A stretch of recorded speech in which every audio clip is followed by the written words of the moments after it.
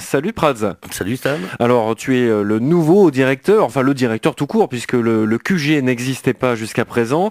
Un nouveau lieu qui s'est ouvert donc au début de l'été à Limoges et un lieu qui va faire parler de lui dans les semaines, dans les mois qui viennent. Voilà, on a déjà commencé à essayer de faire parler de nous. Nous avons ouvert effectivement le 2 juillet. Donc nous venons de passer l'été tranquillement dans ce nouveau club, effectivement, sur une ancienne structure qui était destinée déjà à la nuit auparavant, puisque c'était l'ancienne Panthère Noire, Panthère Rose, et puis récemment Casa Théo.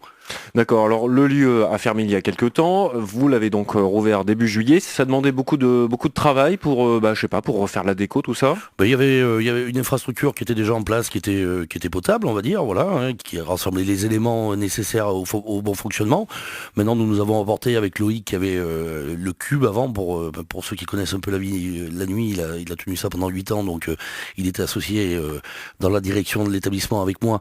Donc nous avons adopté une nouvelle déco à l'intérieur de l'établissement. Voilà, une déco un peu plus feutrée, un peu plus cosy, on va dire. Et puis un peu de musique, et puis c'est parti, quoi. Ouais, alors le QG, comment vous avez choisi le nom? Ben, c'est venu comme ça. J'avais pensé à un premier nom, et puis ça n'a pas plu du tout. Et puis un matin, je me suis levé, j'ai dit le QG.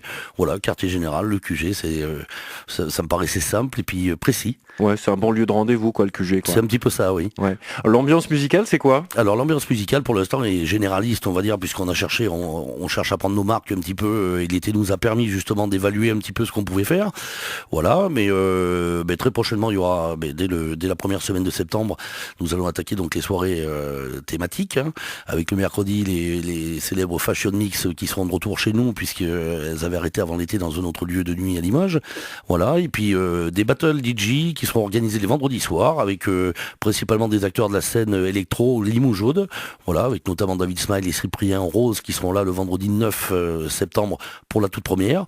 Donc ça va nous permettre de jauger également, voir si on peut s'adapter un peu plus à la musique électro sur certaines soirées, peut-être de manière évolutive après pouvoir l'adapter aux autres soirs de la semaine, ou si on le fera de manière thématique et puis continuer le généraliste. De toute façon, je pense que pour le samedi, ça restera quand même assez généraliste. Le public limougeot, est-ce qu'il est difficile à satisfaire? Je dirais qu'il est difficile à satisfaire dans la mesure où il est connaisseur de pas mal de choses. Il va à droite à gauche dans d'autres villes, il se rend compte de l'évolution musicale qu'il peut y avoir ailleurs. Il n'est pas facile à Limoges, dans les structures qui sont en place, de pouvoir adapter une musique qui soit vraiment très précise, dans la mesure où c'est quand même des établissements qui demandent beaucoup de monde pour le fonctionnement et pour la rentabilité, quoi. Donc le public Limougeot, je pense, est capable de se déplacer quand on propose quelque chose qui est intéressant, quoi. Ouais. Alors le côté horaire, côté jour d'ouverture. Alors, jour d'ouverture, nous sommes ouverts du mercredi au samedi, voilà, à partir de 23h30, hein, puisque c'est un établissement, c'est une discothèque, jusqu'à l'autorisation actuelle est tous les soirs jusqu'à 7h du matin, voilà. Mais bon, il est rare qu'on pousse jusqu'à 7h du matin, dans la mesure où, à partir de 5h30, 6h, les gens d'eux-mêmes commencent à rentrer tranquillement dans leur maison. Ouais, alors c'est ce qu'on disait tout à l'heure hors micro, c'est vrai que ces nouveaux horaires d'ouverture jusqu'à 7h du matin, ça permet effectivement d'étaler un peu la sortie, d'être plus cool aussi quand on y travaille, non? Oui, pour la sécurité de tous, de toute façon, hein, que ce soit sur la route ou autre, ça permet aux gens de partir tranquillement quand ils ont envie, et pas forcément quand on leur dit que c'est fermé. Donc d'étaler, on va dire, les départs pour que les gens soient moins nombreux à partir en même temps, et puis surtout qu'ils choisissent le moment le moment où ils vont partir, quoi.